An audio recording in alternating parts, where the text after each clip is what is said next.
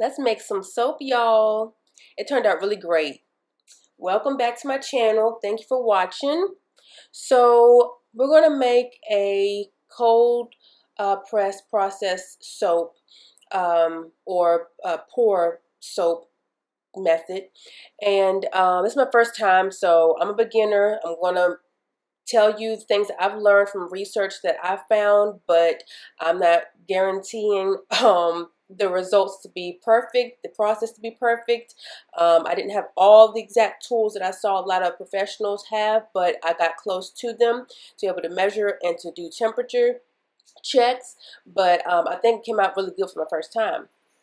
So basically, we're going to first get a recipe off of soap website. I'll put the link in the description, and it basically has you pick out the ingredients that you're going to use. And I'm using shea butter, cocoa butter, olive oil, and I'm also using lye. And lye is a chemical, and here on the website it'll tell you how much you need of lye and water to make your water mixture, to go with your oil mixture. And cocoa butter and shea butter will be like the hard oils, because I will have to actually break those down and boil them, and the olive oil is more of a soft liquid oil.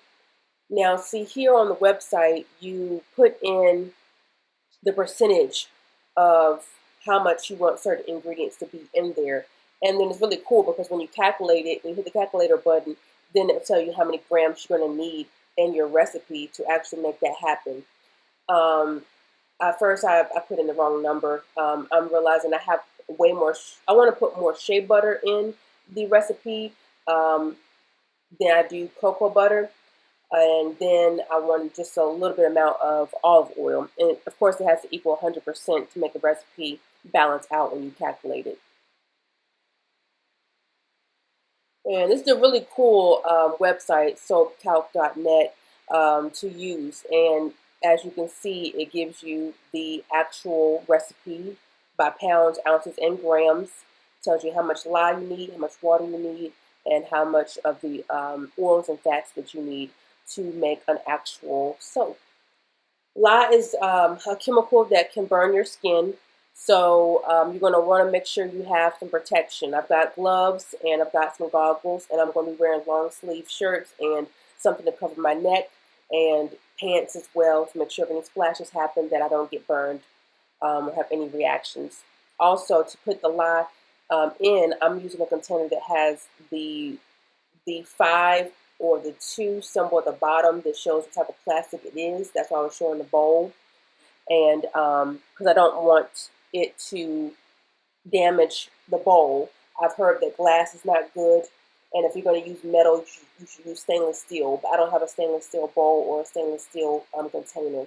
So I'm basically doing the measurements that I saw on that actual recipe, and I'm going to use my scale. A digital scale is better, but this is what I have to use for right now. Next time I make more soap, I'll have a digital scale by then, but I wanted to use the scale so far. So trying to find the measurements is a little bit more difficult, of course, because it's not exact, and it should be exact, but I was pretty close and took my time making sure that I looked at the scale and put in a little bit at a time for each ingredient, honestly. So I use a scale for the lye, the water, and all the oils and the butters. So I just took my time and did little by little. When you're using lye, not only do you want to make sure you don't spill it or splash it on your skin or your hands, but you also want to make sure that you have a good ventilation. My apartment is not the best ventilated for something strong like lye, so I went outside and I did it that way so that I have fresh air and have protection from inhaling too much of that chemical in a closed facility. So I went outside my apartment and did the lye mixture there. And as you see, I'm exacting, making sure that I'm close to the grams that I need for my lye recipe. I won't be saying the recipe measurements in the video too much or showing too much of measurements when it gets to the oil part, because like I said, I use the soapcow.net website, and as you saw at the beginning, it told you how much grams I was using, and everyone's going to be different. I wanted to make sure that I used a recipe that was going to fill only one of the wooden molds, because I didn't want to make too much. I want to test this out, and I didn't want to make too much of a batch that I may not like or may not want to use or may have reaction to, even though I'm not allergic to anything in the ingredients, but I just want to, test it out first. So I didn't want a whole lot of soap for the first batch. Another thing about using lye is that you want to make sure that you use a stainless steel spoon when you're stirring the chemical, because when you put the lye slowly into water, you want to make sure that you take your time and you put in a little bit at a time. Sometimes when you put too much in, there's a actual chemical reaction that causes the lye and the water to heat up really hot, and so that's why it can burn you. Because I felt the bowl after I was done mixing, and it most definitely was very warm. It was hot. It was like the bowl had just come out of the oven or something. So you want to take your time putting in the lye in the water, not be so close to it. Make sure you're protecting yourself.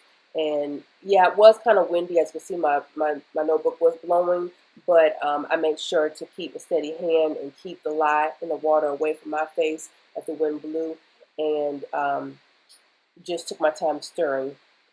So I really wanted to make sure I took good precautions to make sure that I don't, hurt myself or cause any harm to my body by using this chemical. It's my first time using it, so I wanted to make sure that I did everything correctly on that part for sure.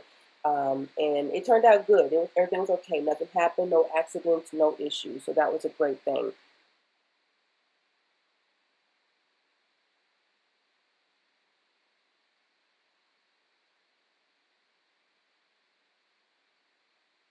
Now, once we're done with making the lye solution with the water, then the next step is going to be actually breaking down the cocoa butter and the shea butter.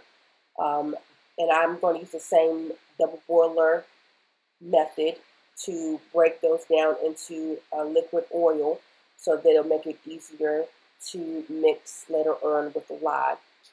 With the lye, you do want to make sure that it cools down. So we're not going to use it right away when we go to the next step. We're going to let it actually sit and cool.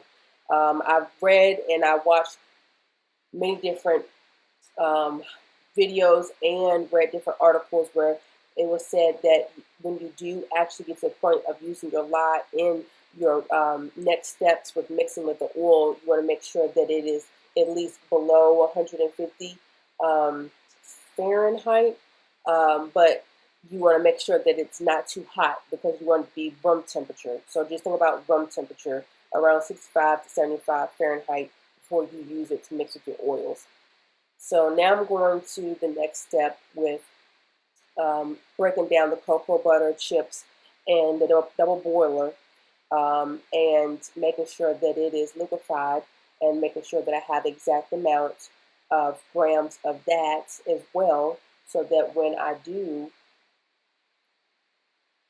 add my shea butter, that everything is mixed properly. So now that I've finished the cocoa butter, I'm going to add the shea butter. I'm going to just add in the same bowl. I was going to do two separate glass bowls and two separate double boilers at the same time, but I figured no point, because they're all going to mix together and the oils can mix fine. And I've seen a couple of people that do it professionally and sell soap that they use the same bowl as well too. So I felt comfortable with going ahead and put my shea butter in the cocoa butter and putting it back on the pot for the boil, and move on to the next step.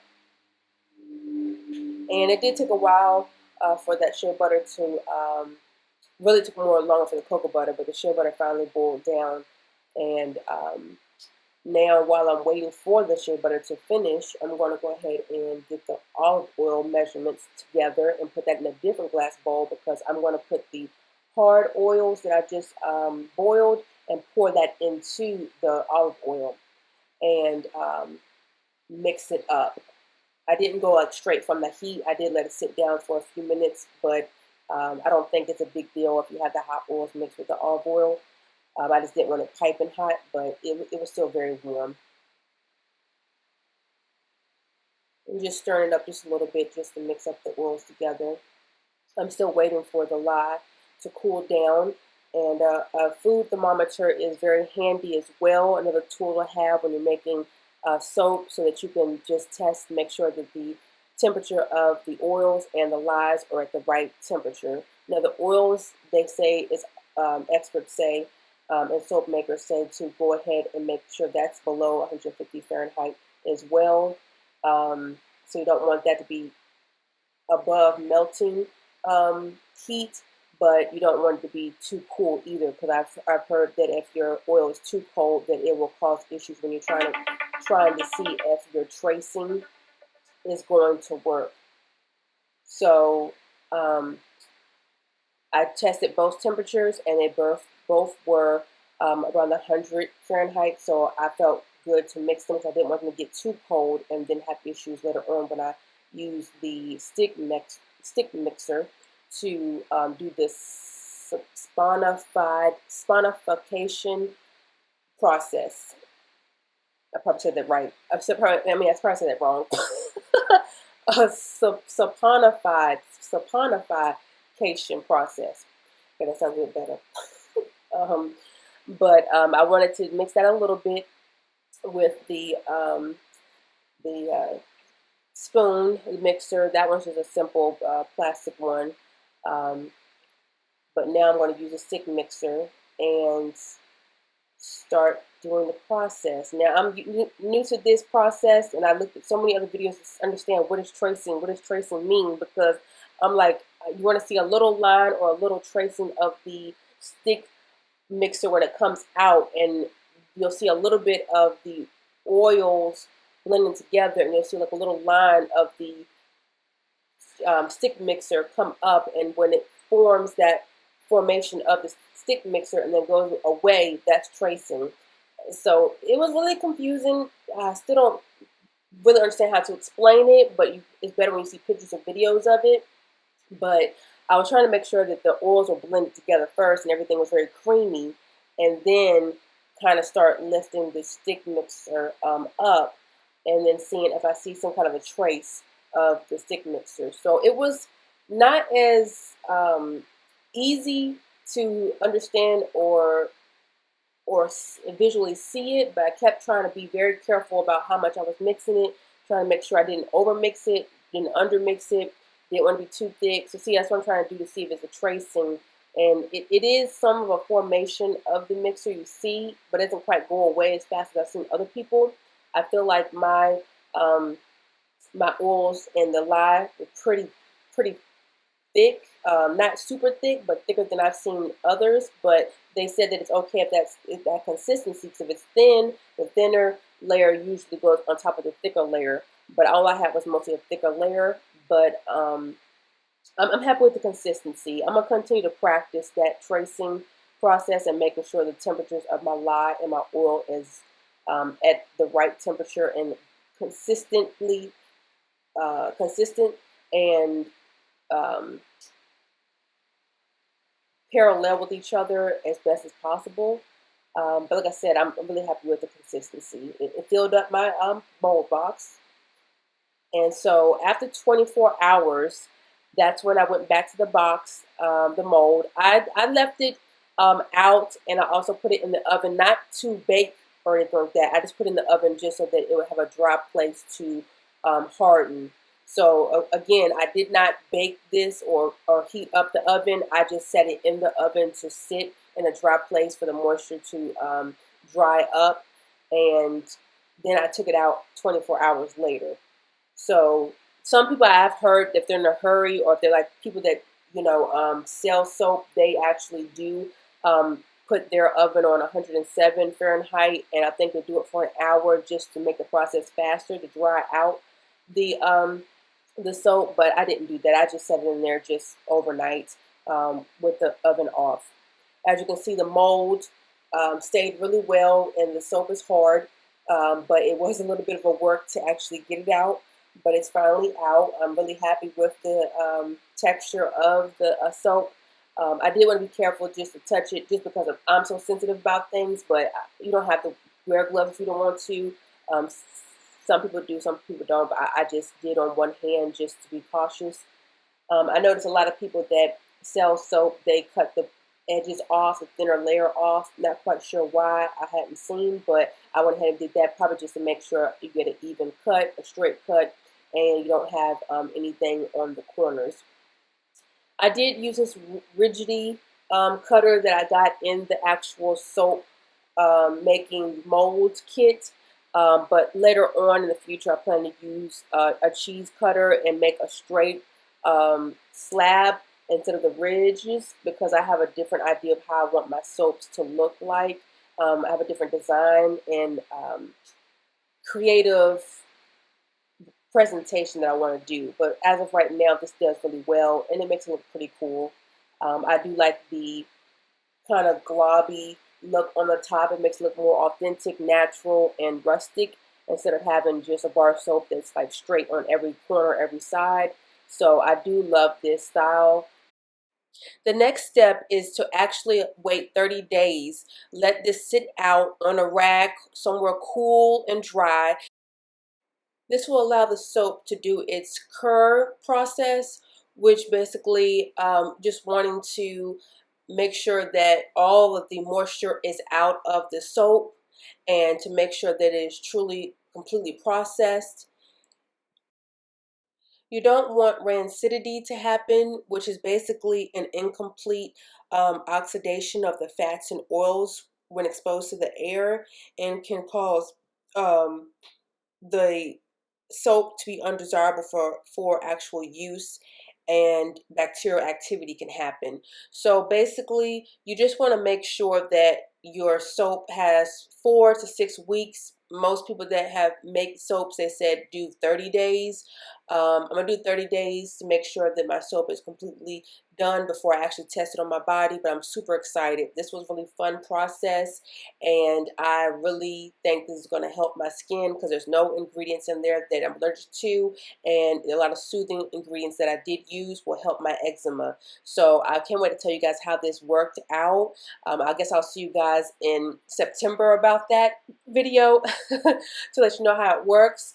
But I hope you like this video. Please subscribe, please like, and please comment. Tell me if you ever made soap before. Are you interested in using soap that is made, handmade, that actually can be picked ingredients inside?